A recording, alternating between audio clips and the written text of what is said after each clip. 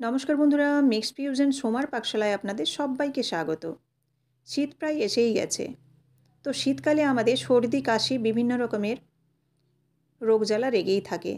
তো আমরা immunity booster হিসাবে অন্য কিছু না বানিয়ে এরকম যদি একটা করে রেগুলার লাড্ডু খাই, তাহলে বাচ্চা থেকে বড় সবাই কিন্তু আমরা এই লাড্ডুটা খেয়ে শরীরকে সুস্থ রাখতে পারি। এই লাড্ডুটি প্রচণ্ড রকমই এনার্জি দেয়, তাছাড়াও সুগার ফ্রি, এবং আরেকটি এর বিশেষত্ব আছে যেটা আমরা একাদশীর দিনেও এই লাড্ডুটা খেতে পারি। এই লাড্ডুর মধ্যে আমি যে উপকরণগুলো মেশাবো সেগুলো কিন্তু একাদশীর দিনেও সমস্ত উপকরণগুলোই খাওয়া যায়। তো চলুন বন্ধুরা, আজকে শুরু করি মাখনা খেজুর দিয়ে এবং ড্রাই ফ্রুটস দিয়ে একটি immunity booster sugar free laddu. তো এই লাড্ডুর বানানোর জন্য প্রথমে দেখুন চিনেবাদামটাকে আমি ড্রাই রোস্ট করে নিয়েছি, আর কাজু বাদামও নিয়ে নিয়েছি কিছুটা। কাজু বাদামটাকেও ড্রাই রোস্ট করে নিয়েছি, মাইক্রোওভেনে 1 মিনিটের মতো দিয়েছি। মাইক্রোওভেনে দিলে খুব তাড়াতাড়ি হয়ে যায়, সেই জন্য কিন্তু আমি মাইক্রোওভেনে দিয়ে ড্রাই রোস্ট করলাম। আপনারা চাইলে শুকনো খোলায় ড্রাই রোস্ট করে নিতে পারেন। এবার বাদামের খোসাটাকে কিন্তু ঠান্ডা হলে ছাড়িয়ে নেব, চিনেবাদামের। এবার এদিকে দেখুন মাখনাটাকে আমি হালকা আঁচে নেড়ে নিলাম, একটু মুচমুচে করে ভেজে নিয়েছি, খুব একটা কিন্তু লাল করব না। এখানে আমি চারমগজ দিচ্ছি। চারমগজটা এটাকেও হালকা করে ভেজে নেব লো ফ্লেমে, যাতে খুব একটা পুড়ে না যায় সেদিকে খেয়াল রাখতে হবে। এটাকেও কিন্তু ড্রাই রোস্ট করে নিচ্ছি। এবার এটা ভাজা হয়ে গেলে এটাকেও একটা পাত্রের মধ্যে রেখে দেব।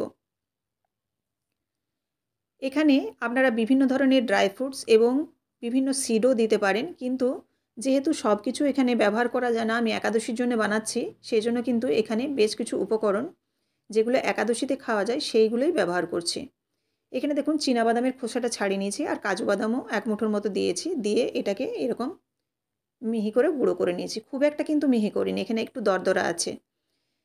এবার এটাকে একটা পাত্রের মধ্যে রেখে দিলাম। এদিকে মাখনাটা যে ড্রাই রোস্ট করেছিলাম সেই মাখনাটাকেও দেখুন এবার দিয়ে দিচ্ছি, আর সঙ্গে যে আমি চারমগজটা একটু হালকা নেড়ে নিয়েছিলাম সে চারমগজটাকেও মিক্সির মধ্যে দিয়ে এটাকেও একটু দরদরা পিষে নিচ্ছি। হালকা এরকম দানা দানা থাকবে, একেবারে কিন্তু পাউডারের মতো গুঁড়ো হবে না। মাখনাটাও দেখুন গুঁড়ো করে নিলাম, মাখনা আর চারমগজ। এবার আমি এই মিক্সি জারের মধ্যে দিয়ে দেব খেজুর। খেজুরের বীজটা আমি ছাড়িয়ে নিচ্ছি, ছাড়িয়ে নিয়ে তারপর এর মধ্যে মিক্সি জারের মধ্যে দিয়েছি। মিক্সি জারের মধ্যে খেজুরটা দিয়ে মিক্সি জারের মধ্যে খেজুরটাকেও বেশ ভালোভাবে পিষে নিলাম। খেজুরটাকে কিন্তু খুব ভালোভাবেই মিহি করে পেস্ট করে নেবেন। এবার এখানে দেখুন দিয়ে দিচ্ছি নারকেল। নারকেলের পেছনের যে কালো অংশটা সেটাকে ছাড়িয়ে নিয়েছি, দিয়ে এটাকেও এরকম গ্রেট করে নিলাম। এরকম গ্রেট করে নিতে হবে। এখানে চাইলে আপনারা ফ্রেশ নারকেলের বদল আপনারা দিতে পারেন dry coconut powder. Dry coconut powder আপনারা যে কোনো সুপার শপে পেয়ে যাবেন। এবার এদিকে আমি বসিয়ে দিয়েছি একটা কড়াই। কড়াইয়ের মধ্যে আমি দিয়ে দিচ্ছি 1 চামচের মতো ঘি। ঘিটা দেওয়ার পর এই যে নারকেলটাকে আমি একটু ঘিয়ের সাথে ভেজে নেব, কারণ ড্রাই ফ্রুটস লাড্ডু যদি রাখতে হয় আমাকে 14 থেকে 15 দিনের মতো, তাহলে কিন্তু এই নারকেলটা কাঁচা থাকা চলবে না। কাঁচা থাকলে কিন্তু ড্রাই ফ্রুটস লাড্ডুটা ফ্রিজের বাইরে রাখলে নষ্ট হয়ে যাবে। সেজন্য নারকেলটাকে একটু ভেজে নিচ্ছি, তাতে লাড্ডুটাও ভালো থাকবে, আর খেতেও কিন্তু এই ঘি দিয়ে নারকেলটাকে ভাজলে বেশ টেস্ট লাগবে। এখানে দেখুন আমন্ড দিয়ে দিলাম আমি।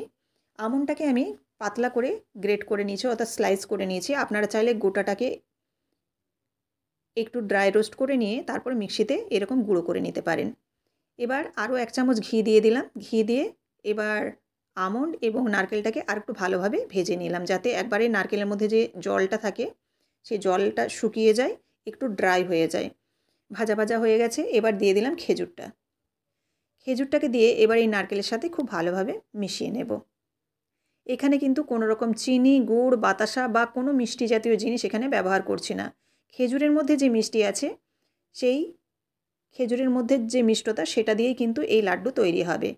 যারা ডায়াবেটিস পেশেন্ট বা সুগার পেশেন্ট তারা কিন্তু এই লাড্ডুটা অনায়াসেই খেতে পারেন। এখানে কোনো রকম মিষ্টি জাতীয় জিনিস ব্যবহার যেহেতু করা হচ্ছে না, সেজন্য কিন্তু এই লাড্ডুটা খুবই হেলদি হবে।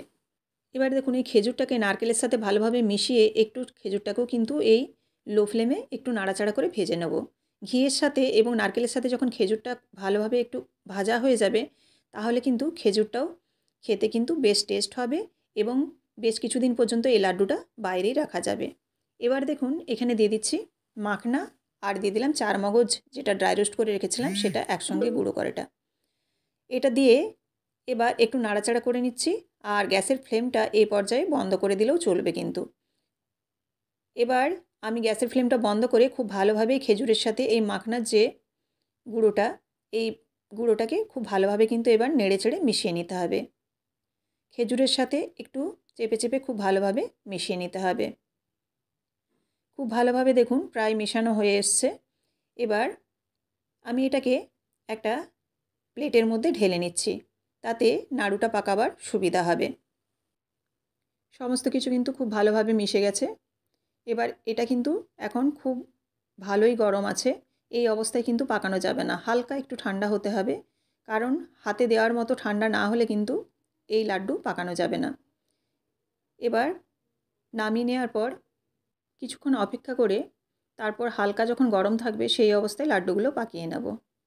এতে আর ঘি হাত করতে হবে না, এমনি কিন্তু খুব ভালো এর মধ্যে চিট এসে গেছে।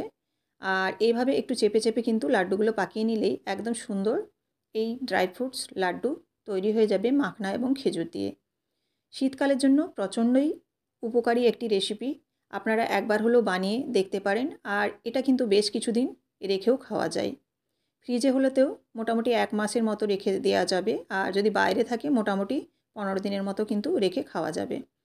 দেখুন এইভাবে সবগুলো পাকিয়ে নিলাম, আর কতটা সুন্দর হয়েছে সেটা আপনাদের দেখাচ্ছি। অপূর্ব দেখতে, অপূর্ব খেতে। তো আপনারা অবশ্যই একবার হলেও এরকম বানিয়ে দেখতে পারেন।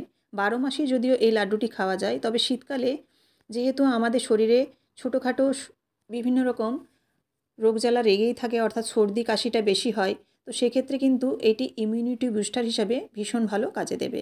তো রেসিপিটি আপনারা আশা করি প্রথম থেকে শেষ পর্যন্ত দেখলেন। যদি ভালো লেগে থাকে অবশ্যই লাইক, কমেন্ট এবং শেয়ার করবেন, আর চ্যানেলটিকে অবশ্যই সাবস্ক্রাইব করে বেল বাটনটি প্রেস করে দেবেন। আবারও দেখা হচ্ছে আগামীকাল।